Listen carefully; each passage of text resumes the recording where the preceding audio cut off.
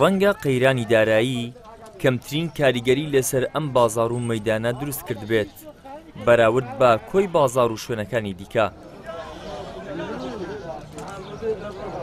ئێرە مەیدانی ئاژەڵانی هەولێرە.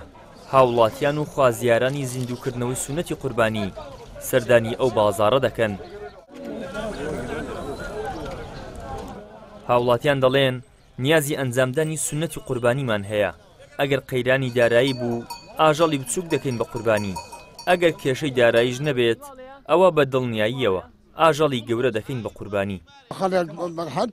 توانە هەبی قوربانی دەکەن ئەو هەتوانە هەبی قوربانی دەکەن بەس کابرا بەخۆی پەڵی قەر دەکەن مەڕێک پێ دەکەن و قوربانی پارەی نییە ئەگە پارە هەبی کورە عاملە عالم سەرڕا دەکەشی لۆ قوربانی لۆ خێری لۆ ئەو تشانە بەسەکە نەبی کابرا نەعینا دەچکە پارەی نییە هەموو عالم حەشخۆری نییە بڵێ حەشخۆرە هەموو عالم نیتی ئەو هەیەکی حەزەکە مەڕ بستە 300 هزار يعني من نزبين اوكي جوار كيشاني اي نشبي سعاده قالنا ميدان دقر مره لاك دا بنجال خدا كريم دبته استشو خرج كبير بروي هي الدوله الاسلاميه علي والله خير بجولي خوي دبي بري دكري بس خركك بروكك كوش بشان يخسسين خوشي وناس وانا جلوانيه اشتكي وانيه وش يا ابلون زي باندي خرج مريش سر بري دواس صابري جوتي ب 50000 ديناريه اشتكي وقت زور زي هنديوانيه دەکرێ خەر قوربانیش دەکاو بە جوانیش ئیشەکان دەڕوا.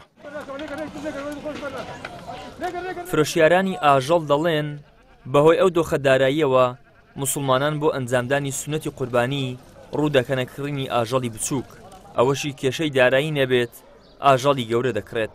خەرج کوردستان خەرکەشی مسلمانە خەرکەشی لەخواترسە تێگەیشتێ لە ئیسلامەتی.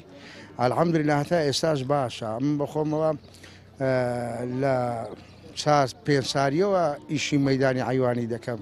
الحمدلله خەرچی هەولێرش خاستن خەرج کوردستان ئیسانی چاچی لێ ئیسانی خواترچی لێە بەندە تااقەت هەموو سارێ قوربانی هەردەکەن هەموو سارێ ئەمن الحمدلله هەموو سارێکی لە 200 گۆرچی لە 250 گۆرچی کەمترم نەفرۆشتیە مەڕمان لەکنا ئەوەتەوا لە دیار ڕاوەستە مەڕ لە سپێنە بە 6 ڕۆبعکەم دەفرۆشین بە 5 نیوشماندا کاورشمان لەکنا لۆ قوربانی بە 8 ڕۆبعکماندایە کاور عالم زیاتر وڵی تعالی گسکە دەوی گەورەی ناوێتن ئەری وەڵی گسکە زۆر دەوەستێ مەڕی لە بۆ بارەی نەخۆشی هیچ نەخۆشیی لێدا نییە.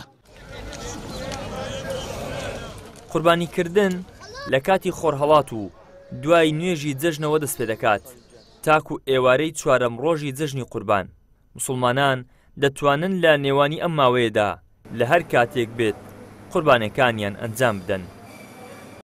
ئیدریس محەممەد کەناڵی ئاسمانی پەیام هەولێر.